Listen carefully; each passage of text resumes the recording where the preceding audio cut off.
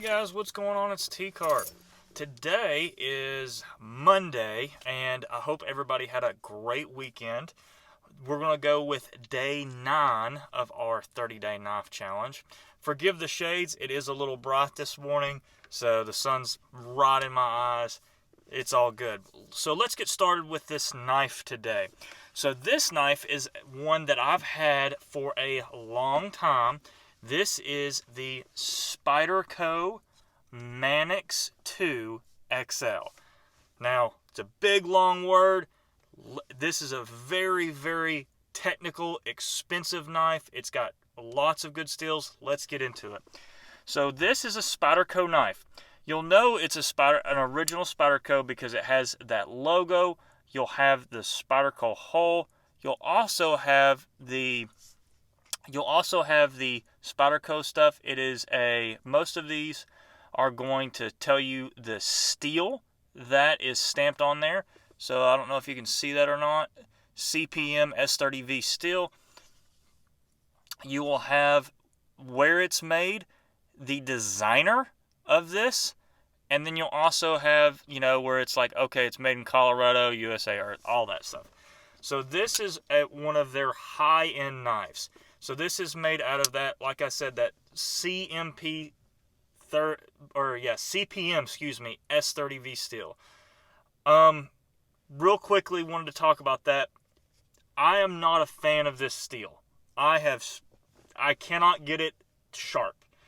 It comes extremely sharp out of the box, but once it gets dull, I have not found a way to get it sharp using hand tools. Now, a lot of people might come into the comments and be like, I'm not doing it right. You're right, I'm not. Help me. Somebody, send me some help with this. So, the reason why that is, now I can get it okay sharp, but I can't get it razor sharp like it used to be. So that's why I personally like the VG10 steels. I like the 1095 steels. I like the AUS 8 steels. I can get them sharpened back up and good edges. So anyway, let's take a look at this knife and see like what components it has.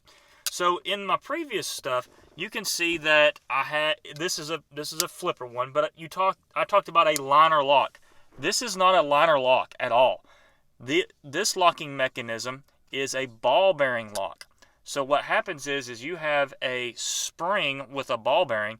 It folds up and it locks that into place. So it's really cool. It's very similar to a Benchmade axis lock, if you know what that is. But there's a little ball bearing in here, and it just locks everything into place.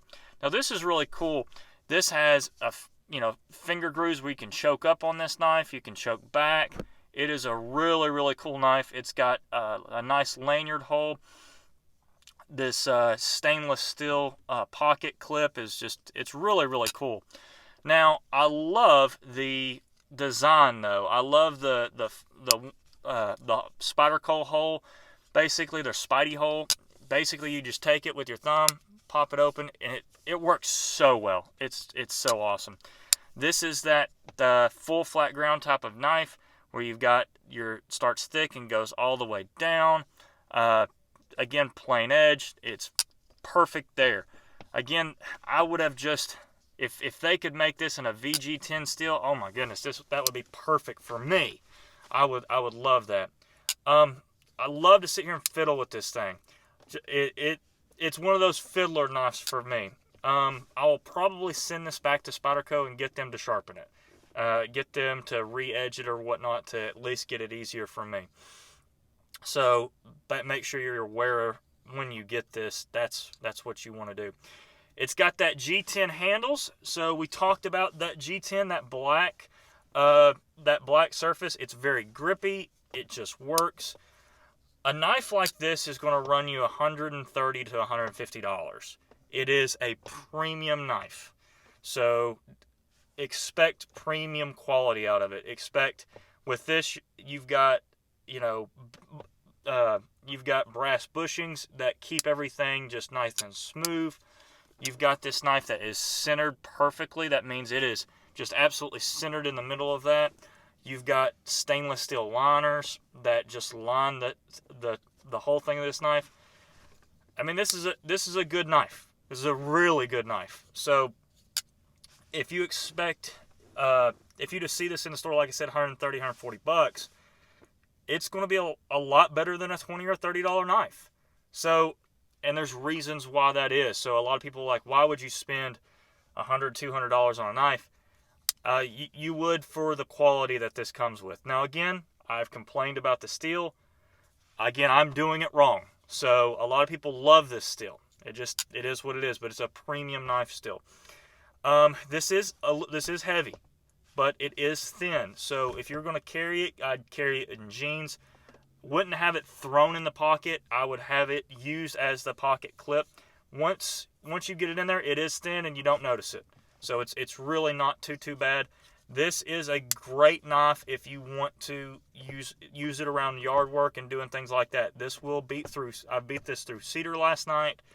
So like I said, it's not like razor sharp or like cutting paper sharp, but it will do outdoor tasks just fine. So, all right, guys, this video is getting a little long. This is the Spyderco Manix 2 XL. Again, this is T-Carp signing out.